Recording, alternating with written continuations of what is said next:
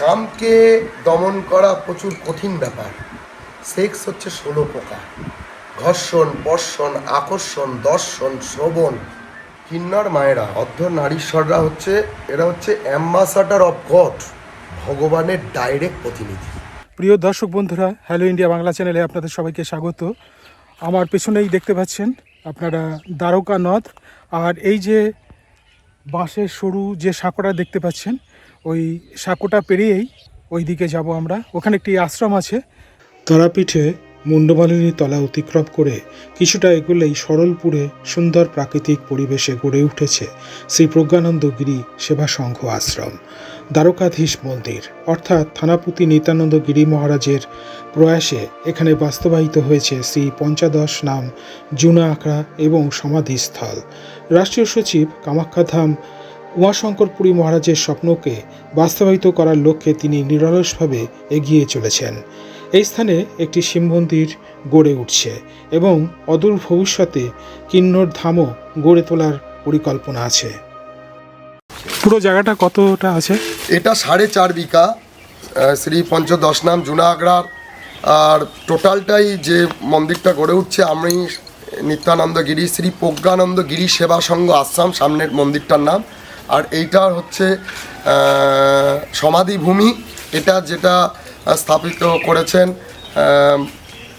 রাষ্ট্রীয় সচিব কামাখ্যা উমাশঙ্কর পুরী মহারাজজি। এই জায়গাটা আছে 4.5 বিঘা, আর আমার ওখানে জায়গাটা আছে 1.5 বিঘা। এই টোটাল টোটাল 6 বিঘা জায়গা আমাদের একসঙ্গে আছে। এই জায়গাটা এটা হচ্ছে উত্তরবাহী দ্বারকা নদ, নদী না নদ, দ্বারকা নদ। আমাদের মনের ইচ্ছা সামনে যেটা মন্দিরটা হচ্ছে ওটা হচ্ছে দ্বারকাধীশ মন্দির, শ্রী প্রজ্ঞানন্দগিরি সেবা সংঘ আশ্রম দ্বারকাধীশ মন্দির। এবং আমাদের আরেকটু জায়গা নেওয়া হয়েছে তার আমাদের এই মন্দিরটার পিছনে 5 সাইডটা, সেটা হচ্ছে কিন্নর ধাম, ভাউচড়া মায়ের মন্দির করার একটা চিন্তাভাবনা আছে। কিন্নর মায়েদের আমি ওনাদেরকেও সামিল করেছি এই আমাদের প্রজেক্টের ভিতরে। সেই জায়গাটার মন্দির হবে ভাউচড়া মায়ের মন্দির। ওই জায়গাটার নাম হচ্ছে কিন্নর ধাম। আমার ওটা দ্বারকাধীশ মন্দির, প্রজ্ঞানন্দগিরি সেবা সংঘ আশ্রম, টোটালটাই জুনা আখড়ার তত্ত্বাবধানে শ্রী পঞ্চদশ নাম জুনা আখড়া। এই যেটা সব হ্যাঁ দ্বারকাধীশ দক্ষিণ পাটে। এটা যেমন হচ্ছে পুরী বাবা সমাধিস্থল এবং শিব মন্দির, এটা উমাশঙ্কর পুরী বাবা। আমাদেরটা হচ্ছে প্রজ্ঞানন্দগিরি সেবা সংঘ আশ্রম শ্রী পঞ্চদশ নাম জুনা আখড়া। আর পাশে আর একটা জায়গা আমরা নিয়েছি, সেটা এখনও আমরা ইনফ্যাক্ট ফাউন্ডেশন তৈরি করতে পারিনি, করব। ওটা হচ্ছে ভাউচোড়া মায়ের মন্দির, কিন্নর মায়েদেরকে নিয়ে। থানাপতি শ্রী নিত্যানন্দ গিরি মহারাজের সাথে আমি চললাম আশ্রমের উত্তর দিকে, যেখানে একটি নির্মীয়মান শিব মন্দির এবং সাধুদের সমাধি আছে। আমাদের সাথে ছিলেন কয়েকজন তান্ত্রিক সাধক।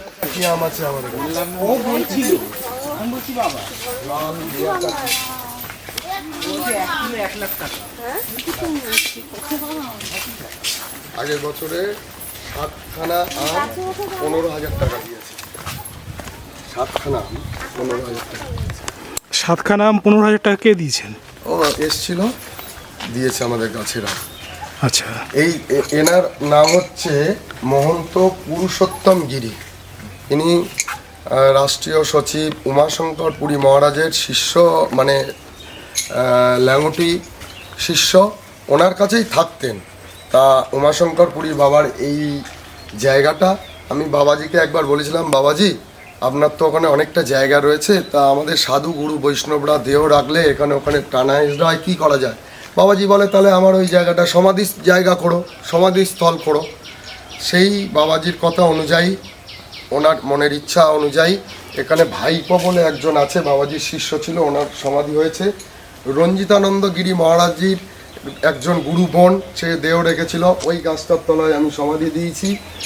আর একজন আমাদের গুরু ভাই হিমাচল থেকে আসতেন, সেও দেহ রেখেছিলেন বলে ওই সামনের গাছের তলায় সমাধি দেওয়া আছে। এবং একজন বাবাজির ভক্ত ছিল, সে পুলিশে চাকরি করত, তা রিটায়ার হয়ে যাওয়ার পরে আমাদের সঙ্গে নর্মদায় ঘুরতে গিয়েছিল আমার সঙ্গে আর উমাশঙ্কর পুরী বাবার সঙ্গে। তা যেতে যেতে আমি বললাম, তা তুমি তো রিটায়ার হয়ে যাচ্ছ, অনেকটা টাকা পয়সা পাবে, কি করবে এত টাকা পয়সা, এত বড় অফিসার তুমি? তা বলছে আমি তোমাদের ওই আমার একটা শিব আছে, শিবটাকে নিয়ে তোমাদের ওই আশ্রমের ওখানে গিয়ে ওই জায়গাটায় একটা মন্দির বানাবো। তা কালক্রমে সেই ভদ্রলোক বাবাজিকে কিছু দক্ষিণা দিয়েছিল, টাকা পয়সা দিয়েছিল, দেওয়ার পরে উনি দেহ রাখে। তা বাবাজি তার অধুরা কাজটা যতটা পারিনি, সেই জন্যে রাষ্ট্রীয় সচিব কামাখ্যা ধাম উমাশঙ্কর পুরী মহারাজ সম্পূর্ণ নিজ টাকা দিয়ে, সম্পূর্ণ নিজ খরচা দিয়ে এই শিব মন্দির এবং এই সমাধিস্থলের যাবতীয় সব কিছু উনি করান। আমি তার শিষ্য হিসাবে দেখাশোনা দেখভাল আমি সব কিছু করি, কিন্তু বাবাজির চিন্তাভাবনা এবং বাবাজির যা মনের ইচ্ছা সেটাকেই আমরা বাস্তবিত করতে, গুরুদেবের স্বপ্ন বাস্তবায়িত করতে, সেই জন্য আমরা সাধু গুরু বৈষ্ণব অঘরী নির্মাণ তারাপীঠে একটা শ্রী পঞ্চদশ নাম জুনা আগ্রা এবং সমাধিস্থল করে তুলেছি। শিব মন্দির কি সম্পূর্ণ হয়েছে?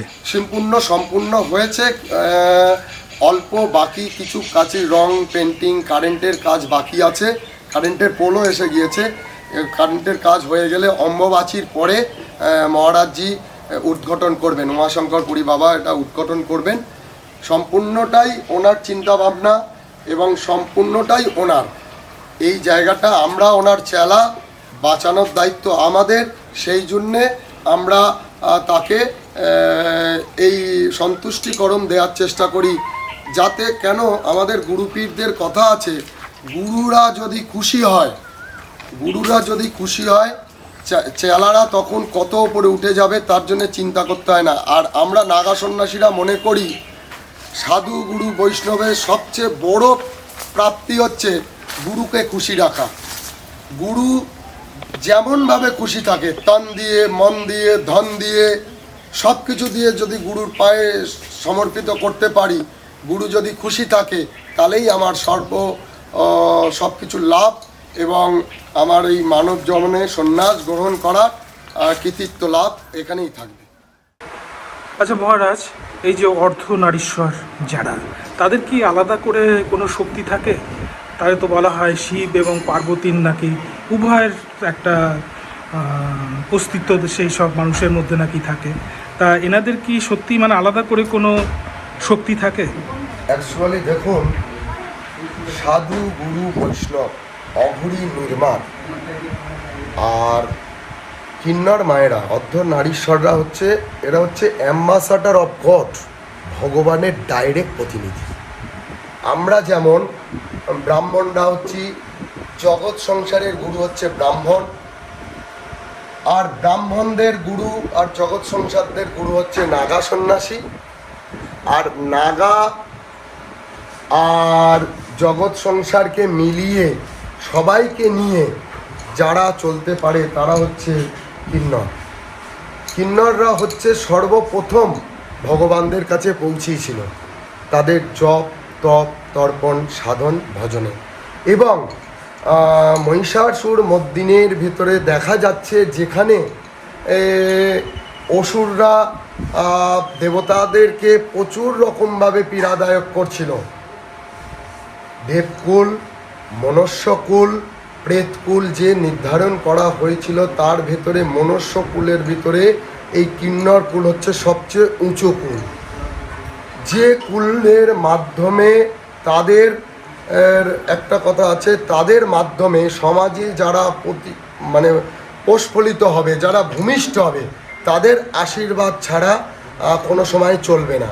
এবং রোগ শোক দুঃখ জ্বালা এই কলিযুগে প্রতিগচ্ছিত করতে পারবে এই কিন্নর মায়েরা। এই জন্যেই কিন্নর মায়েদেরকে জুনা আগ্রা নাগা সন্ন্যাসীদের বরাবরই একই লেভেলে ধরা হয়। নাগারা হচ্ছে একাধারে মেয়ে একাধারে ছেলে। একটা নাগা তার একদিকে একটা ছেলের গুণ, এগুলো, আর এই দিকে হচ্ছে মেয়ের গুণ, বাঁ সাইডটা মেয়ের গুণ। কিন্নরদের ভেতরেও তাই, একাধারে ছেলে একাধারে মেয়ে।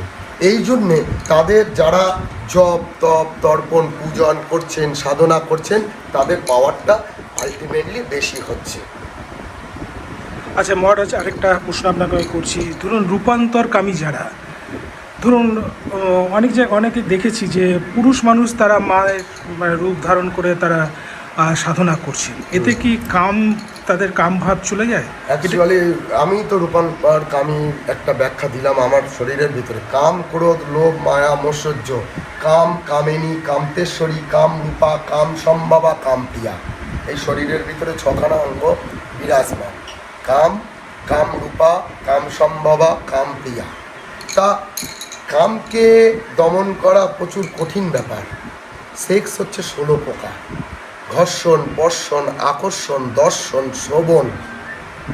তা এইরকমভাবে পার্ট বাই পার্ট সিস্টেম আছে। কিন্তু যারা নাগা সন্ন্যাসীরা হয় তারা কামের থেকে একদম বিচ্যুতি থাকে। সেটা গুরুপীঠরা যদি মনে করে সাধন ভজন জপ তপ তর্পণ এবং সিস্টেমের মাধ্যমে কামটাকে দমন করতে হয়, দমনতি, সেটা সবাইয়ের দ্বারাই সম্ভব হয় না। তার জন্যে অনেক কিছু রুলস অ্যান্ড রেগুলেশন আছে। যেমন খাদ্যর ওপরে একটা ব্যাপার আছে।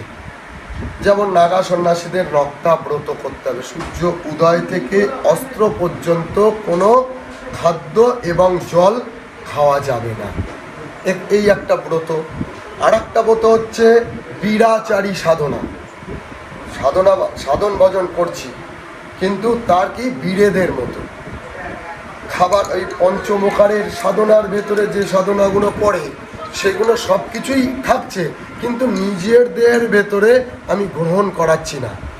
অনুভূতি শক্তি, যে অনুভূতির মাধ্যমে আমরা ভগবানকে সামনে নিয়ে আসি, যে অনুভূতির মাধ্যমে আমরা ভূত প্রেতকে সামনে নিয়ে আসি, যে অনুভূতির মাধ্যমে আমরা জগৎ কল্যাণকে রক্ষা করার জন্য ভগবানকে প্রার্থনা করি, সব কিছুই হচ্ছে অনুভূতি।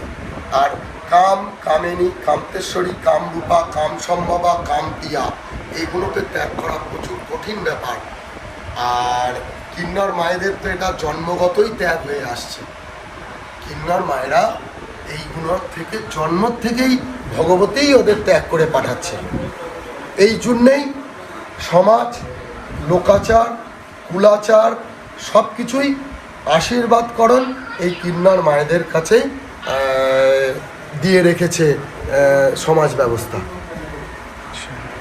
ব্রহ্ম সমাজ, ব্রাহ্মণ সমাজ, সাধু, গুরু, বৈষ্ণব, জপি, তপি, সন্ন্যাসী, এরা সবাই মিলে একটা বিবাদে পড়েছিল। যে কথাটা আগে বলছিলাম, দেবকুল আর অসুর কুলের মধ্যে যে টাইমে ফ্লেকশন হচ্ছিল, সেই টাইমটায় রক্ষা করার জন্য সবচেয়ে বড় পার্টিসিপেট করেছিল কিন্নররা। সেই জন্যেই তাদের সাধনা, তাদের তপস্যা, তাদের জপ, সেটা হচ্ছে সমাজের থেকেও বেশি ঊর্ধ্বতে, মানে ওপরের থেকেও অনেক ওপরে, ঊর্ধ্ব থেকেও অনেক ঊর্ধ্বে।